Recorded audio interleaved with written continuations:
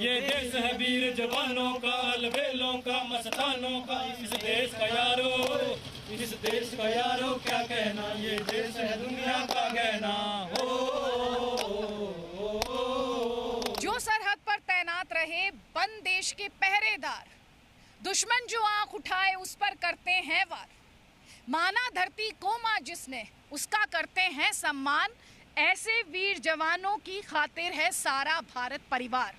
नमस्कार, जय हिंद।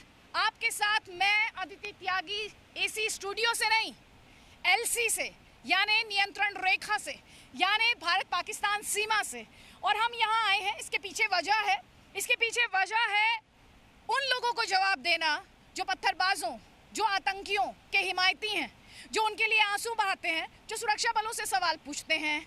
आज हम उन्हें दिखाना चाहते हैं कि किस तरह हमारे देश के वीर जवान हमारी और आपकी हिफाजत करते हैं, उनकी आज़ादी की भी हिफाजत करते हैं, जो तरह तरह के सवाल हमारे सुरक्षा बलों से पूछते हैं। हम आपको लेकर जा रहे हैं टीटवाल विलेज, जो कि बहुत अहम विलेज है, एलसी पर है, और जहां से आप पीओ के साफ तौर पर देख पाएंगे हमारे इस कैमरा के माध्यम से। उसी के तहत, हमारी इस जर्नी के तहत, ये बड़ा पड़ाव सिख ब्रिज। अब आप सोच रहे होंगे इसे सिख ब्रिज क्यों कहा जाता है, तो 1947-48 में जब पाकिस्तान ने एक नापाक कोशिश की थी, हमला किया था, तब यहाँ पर 1 सिख रेजिमेंट ने उन्हें कृष्ण गंगा रिवर के उधर खदेड़ने का काम किया था।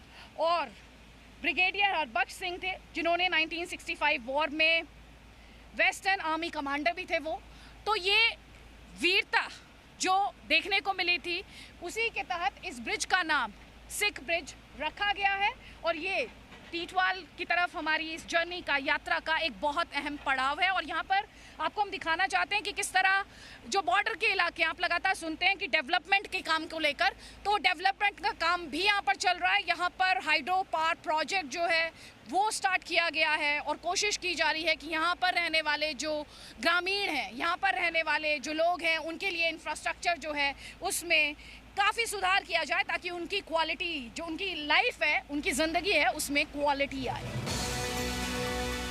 अनुच्छेद 370 हटने के बाद 2 साल में कश्मीर कितना बदला, इसकी असली तस्वीर आप तक पहुंचाने के लिए जी न्यूज की टीम कुपवाड़ा जिले में एलओसी के पास पहुंची। तो हम इस वक्त मौजूद हैं ठीक एलसी पर। यहाँ से आप पीओके भी देख सकते हैं, यहाँ से आप देख सकते हैं, अगर आप नज़र डालेंगे तो उधर पाकिस्तानी फ्लैग है। इसके अलावा आप यहाँ पर अगर बीचों बीच इसे कहते हैं चिलियाना टीटवाल क्रॉसिंग पॉइंट, ऐसे क्रॉसिंग पॉइंट्स उड़ी में भी हैं। और आपको हम यह बताना चाहेंगे, इसके बीचों बीच जो एक वाइट लाइन आप देख रहे हैं वो ज़ीरो लाइन है, यानी एलसी ठीक वहीं से स्टार्ट होती है। आप समझ सकते हैं कि इस समय जी न्यूज़ बस कुछ ही कदम दूर खड़ा है एलसी से। और भारत की साइड पर जो आप नीचे रिवर देख रहे हैं, वो रिवर भारत की तरफ उसे कृष्ण गंगा कहते हैं, क्योंकि ऐसा माना जाता है, ऐसी मान्यता है कि भगवान कृष्ण यहाँ पर आए थे और उन्होंने यहाँ पर स्नान किया था। पाकिस्तान इसे नीलम रिवर के नाम से जानता है, इसके अलावा बुलाता है। लोअर नीलम वैली रोड भी आप देख सकते हैं, जो कि पाकिस्तान के लिए सामरिक लिहाज से बहुत अहम है। ये 20 किलोमीटर दूर है, और आगे ये शारदी जाता है, जो कि माना जाता है कि अशोका के टाइम में वहाँ की जो यूनिवर्सिटी थी वो काफ़ी फेमस थी, काफ़ी प्रसिद्ध थी, दुनिया भर में वो उसे माना जाता था।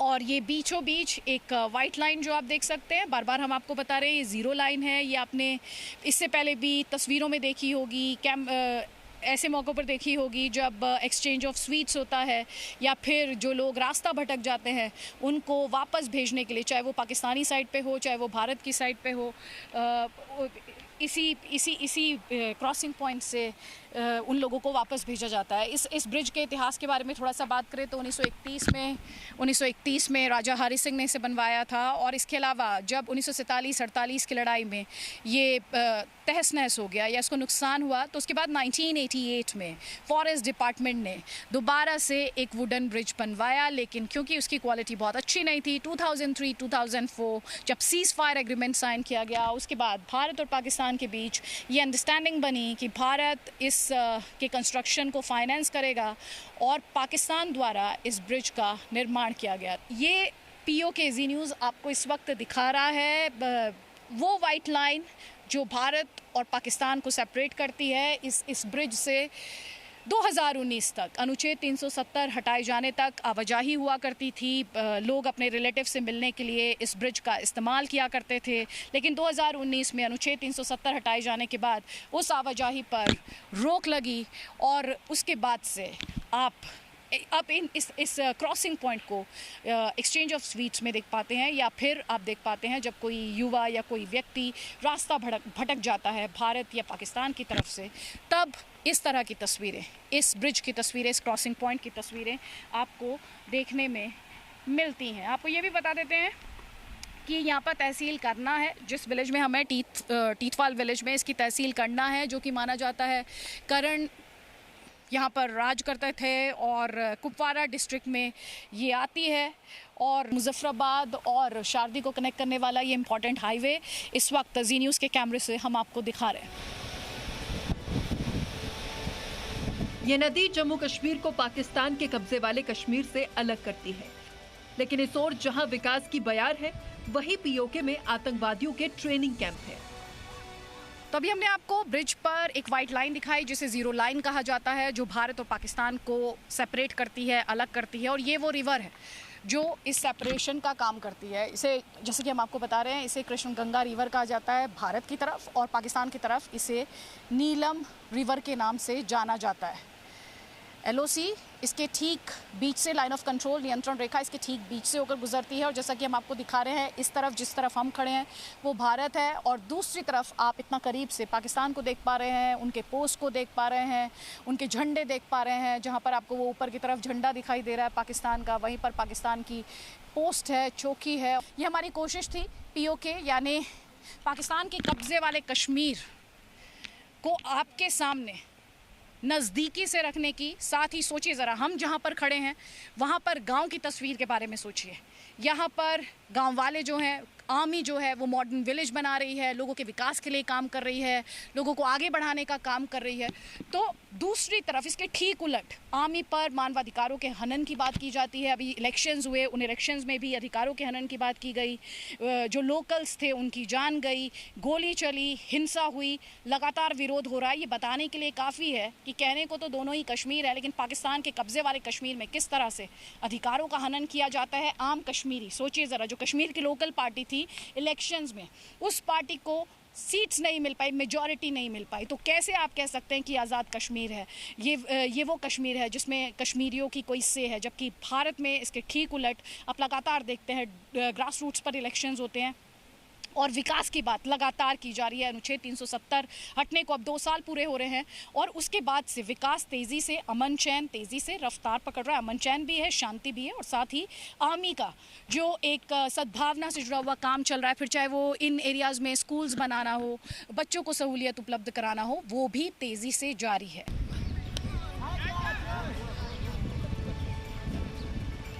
हम इस वक्त टीथवाल गांव में हैं, जो कि LC पर है, और मेरे पीछे आप क्या देख सकते हैं? मेरे ठीक पीछे आप देख सकते हैं इन तस्वीरों में पाकिस्तान के कब्जे वाले कश्मीर को। ये नीलम वैली है, और ये लोअर नीलम वैली रोड, जिस पर आप वाहनों की आवाजाही देख पाएंगे, मूवमेंट आप देख पा रहे होंगे। देखिए, जो ट्रांसमिशन लेन एक जा रही है, ठीक इससे सटा हुआ ये एक 4 लेन हाईवे भी जा रहा है, और ये जो रोड है, लोअर नीलम वैली रोड जो है, ये पाकिस्तान के लिए सामरिक लिहाज से काफ़ी अहम है। और देखिए, वाहनों की आवाजाही आपको यहाँ पर दिखाई दे रही होगी, किस तरह से यहाँ पर मूवमेंट होती है। लेकिन जब से सीज़ फायर हुआ है, और ख़ास तौर पर फरवरी से, यहाँ पर हालात थोड़े से बेहतर हुए हैं। अब जो पहले जिस तरीके से सीज़ फायर वायलेशंस होते थे वो नहीं होते हैं। लेकिन आप देखिए, एक और गाड़ी अब आपको उधर दिखाई दे रही होगी कि किस तरह से वाहनों की आवाजाही जो है वो पाकिस्तान के कब्जे वाले कश्मीर में हो रही है। आपको ये घर भी दिखाई दे रहे होंगे। कुपवाड़ा के टीथवाल गांव में दाखिल होते ही हमारी नजर एक प्लेग्राउंड पर पड़ी, जहां लड़के क्रिकेट खेल रहे थे।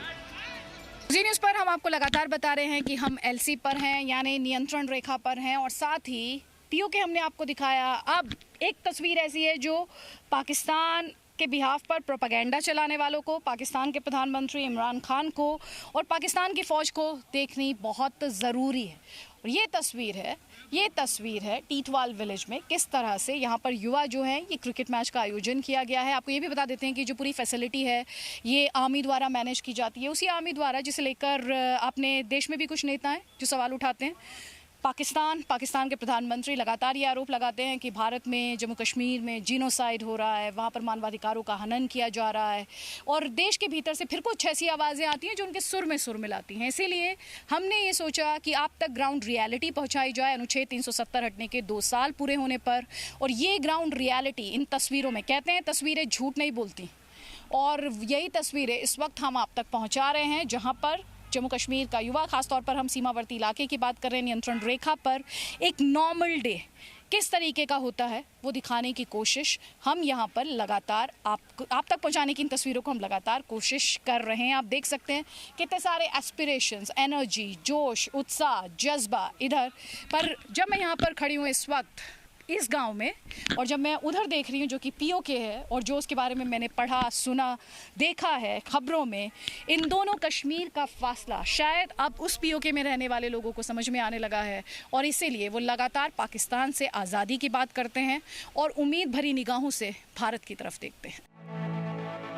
सेना टीटवाल गांव को एक आदर्श ग्राम के रूप में विकसित कर रही है। इसके लिए सेना ने एक सामुदायिक विकास केंद्र बनाया है। तो हम आपको लगातार एलसी से, यानी नियंत्रण रेखा से जो तस्वीरें हैं वो पहुंचा रहे हैं। टीटवाल विलेज, जो कि अभी आपने देखा कि मॉडल विलेज है, और इसे मॉडल विलेज बनाने का काम अगर किसी ने किया है तो वो भारतीय आर्मी ने किया है। इस बात को समझने की कोशिश कीजिए कि एक तरफ एलसी पर आतंकियों के लिए और देश के खिलाफ हिमाकत करने वालों के लिए सेना अगर काल है, तो गांव के लोगों के लिए सेना देवदूत है, एक तरीके की लाइफलाइन है मुश्किल हालात में, ख़ासतौर पर जब पड़ोसी ही आपका दुश्मन हो और आपसे बहुत ज़्यादा दूर ना हो। यहाँ पर किस तरह से एक यूथ सेंटर बनाया गया है ताकि जो कश्मीरी युवा हैं उनकी पर्सनालिटी डेवलप की जा सके, उन्हें स्किल्स दिए जा सकें। उसी पर बात करने के लिए हम इस यूथ सेंटर में आए हैं, और हमारे साथ राजेश जी हैं। राजेश जी, इस यूथ सेंटर में कौन कौन सी सुविधाएं आपने दी हैं और किस तरह से ये पूरा यूथ सेंटर चलता है, हमें दिखाइए भी और बताइए भी। मैम, यहाँ पे मल्टीपल सुविधाएं लोगों को दी गई है। जैसे कि आप देख सकते हैं एक जिम रूम है जो कि लोगों के लिए खुला हुआ है, जो 2 टाइम खुलता है। आप दिखा पाएंगे हमारे? जी मैम, चलिए। ये लोगों के लिए 2 टाइम खुलता है, सुबह 7 से 9 और शाम के टाइम 4 से 7। तो कितने कश्मीरी युवा जो हैं ऑन एवरेज, या कश्मीरी लोग जो है ऑन एवरेज यहाँ आ जाते हैं इन सुविधाओं का इस्तेमाल करने के लिए? मैम, जिम में एट ए टाइम 10 से 12 लोग सुबह, और 10 से 12 लोग कोविड की वजह से। जी मैम। तो वो भी आपको कोविड प्रोटोकॉल भी फॉलो करना जी पड़ता मैम, है? कोविड इसको हर आदमी के जाने के बाद सैनिटाइज करना पड़ता है बार बार, और फिर दूसरे आदमी को अंदर आने दिया जाता है। तो यहाँ पे जो लड़के लोग आते हैं, जो कश्मीरी आते हैं, क्या कहते हैं आपसे इन सुविधाओं को लेकर? आपको किस तरह का फीडबैक मिलता है? मैम, इन सुविधाओं को लेकर यहाँ के लोग काफ़ी प्रोत्साहित हैं, काफ़ी खुश हैं, और इसका अच्छे से इस्तेमाल कर रहे हैं। इसका अच्छे से इस्तेमाल कर रहे हैं। तो ये तो रहा जिम, और कौन कौन सी सहूलियत और फैसिलिटीज है? कंप्यूटर है मैम, कंप्यूटर लाइब्रेरी है जी, और इसके साथ लाइब्रेरी है, साथ में जी टेलरिंग सेंटर है जो कि। तो टेलरिंग सेंटर स्किल देने के लिए? जी मैम, यहाँ पे 3 इंस्ट्रक्टर रखे गए हैं जो कि लोग की गांव की लड़कियों को यहाँ पे सिखाती हैं, यहाँ की लोकल लेडीज रखी गई हैं। अच्छा, तो आप मुझे दिखाएंगे कंप्यूटर लैब? क्योंकि हम लगातार ट्रैवल कर रहे हैं, हम अनंतनाग गए, त्राल गए, और जहाँ भी गए जम्मू कश्मीर में, सब जगह एक ही बात जो युवा थे उन्होंने कही कि हमें एजुकेशनल इंस्टीट्यूशंस चाहिए, हमें इंजीनियरिंग कॉलेजेस चाहिए, और कई युवाओं ने कंप्यूटर्स की बात की। तो आर्मी ये जो कंप्यूटर लैब है, इसकी एक्सेस आप किसे देते हैं? क्या इसमें भी कोई आपने कोर्स कराया है, कोई प्रोग्राम कराया है? कैसे ये जो कंप्यूटर सेंटर आपका है चलता है? मैम, यहाँ पे लोग सुबह शाम 2 टाइम आते हैं। इसका भी टाइम है? फिक्स टाइम है? फिक्स टाइम है मैम, 2 टाइम लोग आते हैं और यहाँ पे कंप्यूटर सीखते हैं। इसके लिए एक इंस्ट्रक्टर भी रखा गया है मैम, जो कि बच्चों को सिखाता है। और ये आप लाइब्रेरी हमें बता रहे थे कि यहाँ पे इसका टाइम टेबल लगा भी हुआ है कि 9 बजे से लेकर 10 बजे तक, और इवनिंग में 4 से 6 PM तक। तो यहाँ पर आपने किस तरह की किताबें रखी हैं, और यहाँ पे आप सिखाते क्या है बच्चों को? मतलब कौन से लोग हैं जो यहाँ पर आकर आपकी इस लाइब्रेरी को एक्सेस करते हैं? मैम, इसमें किताबें जो हैं लोगों की एजुकेशन की किताबें हैं, और धर्म से संबंधित हैं, और भी कहानियाँ हैं, फिल्मों से संबंधित है, डिक्शनरी हैं, 10वीं, 11 और 12 की क्लास की किताबें भी हैं, जो कि बच्चे यहाँ पे आके पढ़ते हैं। स्कूल्स बंद है मैम, तो कोविड की वजह से बच्चों को थोड़ा थोड़ा टाइम के लिए अंदर आना चाहिए। कुछ लोग किताबें ड्रा करके घर में भी ले जाते हैं। अच्छा, तो आप इशू भी करते हैं? इशू भी करते हैं मैम। स्किल्स भी आप सिखाने की और उनको आत्मनिर्भर बनाने की कोशिश भी आप लोग लगातार कर रहे हैं? जी मैम। जी। यहाँ पे सिलाई के लिए 3 इंस्ट्रक्टर रखी गई हैं जो लोगों को यहाँ पे लड़कियों को सिखाती हैं सिलाई के बारे में। साथ में एक नीटिंग की है जो बुनती स्वेटर वगैरह, वो भी एक मशीन है, उसके लिए एक इंस्ट्रक्टर है, वो लोगों को सिखाती हैं। तो ये आपका नीटिंग हॉल है, मेरे ख्याल से वहाँ पर लड़कियाँ हैं जो इस जी वक्त मैम। नीटिंग सीख रही है। जी मैम। नमस्कार, आप लोग कैसे हैं? मैम आपका नाम क्या है? फरीदा जी, आप कितने टाइम से यहाँ पर आ रही हैं आर्मी के सेंटर पर? मैं देख रही हूँ आप स्टिचिंग कर रही हैं कुछ, ये आई गेस सूट स्टिच कर रही हैं आप। जी 2005 से आ रहे हैं हम इधर, अच्छा, तो बहुत लड़कियों को सिखाया है इधर। 16-17 साल हो गए तो? जी इतने हो गए, तो बहुत लड़कियां सीख के चलेगी इधर से। हाँ। तो आप अपने घर में कोई सेंटर चला रहा है, कोई काम कर रहा है, बस अपना अच्छा रोजगार कमा रहे हो। 370 हटने के बाद इजी हुआ है, कुछ बदलाव हुआ है यहाँ पे भी, इस विलेज में भी? हाँ अच्छा हो रहा है। अच्छा हो रहा है? अच्छा हो रहा है। क्या अच्छा लग रहा है आपको? इंडियन आर्मी ऐसा क्या अच्छा काम करे जो आपको अच्छा लग रहा है? सब काम अच्छे कर रहे हैं तो जैसे अच्छे कि? लगते हैं जी। जैसे कि बताइए आप मुझे कि आपको I know they teaching you stitching, आपने बताया मुझे, और क्या क्या काम अच्छा करती है इंडियन आर्मी? बस हर एक काम करते हैं, यही ज़्यादा कपड़े आप लोगों की देखभाल करते हैं और सहूलियत देते हैं, ध्यान जी रखते हैं। जी, आर्मी हर मदद करती है हम लोगों की और अच्छी काम कर सिखाते हैं, करते हैं। फरीदा जी, ये इंटरेस्टिंग है कि आप कहती हैं आर्मी हर काम करती है, लेकिन बहुत सारे लोग ऐसे हैं जो आर्मी हर काम करती है और ताली के बदले गाली देते हैं फिर भी उन्हें। खैर ऐसे लोग भी हैं, उन्हीं लोगों को जवाब देने के लिए हम यहाँ पर आए हैं। और यहाँ पर आप बता रहे थे एक कुछ और सेंटर भी है जो आप दिखाना चाहेंगे यूथ हमारे सेंटर है मैम, जिसमें कि बच्चों के लिए मल्टीपल रखे गए हैं। पोल टेबल है, उसके बाद इसमें चेस सेट जिसमें बच्चे आके खेलते हैं। ये तो फौजियों के लिए होगा, कश्मीरी खेलते हैं ये? कश्मीरी के लिए भी है मैम, फौजियों के ये लिए नहीं। कश्मीरियों के लिए है? ये सभी कश्मीरियों के लिए है, फौजी के लिए नहीं है। इसे फौजी नहीं आते हैं? मैं तो जब इसको देख रही तो ऐसे लग रहा है कि फौजी आते होंगे, वो खेलते होंगे। नहीं मैम, ये सब कश्मीरियों के लिए, यहाँ के लोगों के लिए। अच्छा, कितने लड़के हैं यहाँ पे, कितने लोग हैं जो इसका इस्तेमाल कर लेते हैं? मैम काफ़ी लोग हैं जो इसका इस्तेमाल कर लेते हैं। तो ये बताइए मुझे, शतरंज ज़्यादा खेली जाती है, पूल ज़्यादा खेला जाता है कि क्रिकेट ज़्यादा खेला जाता है? यहाँ तो कश्मीर में तो फुटबॉल का भी ट्रेडिशन है, कौन सा स्पोर्ट सबसे ज़्यादा खेला जाता है? यहाँ पे क्रिकेट और फुटबॉल सबसे ज़्यादा खेला जाता है। हाँ, और आपने वो क्रिकेट का ग्राउंड, अभी हमने देखा था क्रिकेट का ग्राउंड आर्मी मेंटेन भी कर रही है, और भी कोई ऐसी फैसिलिटी जो आप दिखाना चाहेंगे हमें? बस मैम यहीं पे जी, तो मैं आपसे बस इतना कहना चाहती हूँ कि बहुत अच्छा काम आप लोग यहाँ पर कर रहे हैं एलसी पर। ना सिर्फ दुश्मन को यहाँ पर टैकल करना पड़ता है, who also happens to be a पड़ोसी। तो पड़ोसी अगर आपके खिलाफ लगातार साजिशें करे तो चैलेंज बड़ा होता है, लेकिन एक तरफ एनिमी के लिए या दुश्मन के लिए काल, तो दूसरी तरफ गांव वालों के लिए लाइफलाइन, उनके लिए देवदूत वाला काम। और आर्मी ने इस विलेज को मॉडल विलेज के तौर पर डेवलप किया है, जो कि अपने आप में काबिले तारीफ है।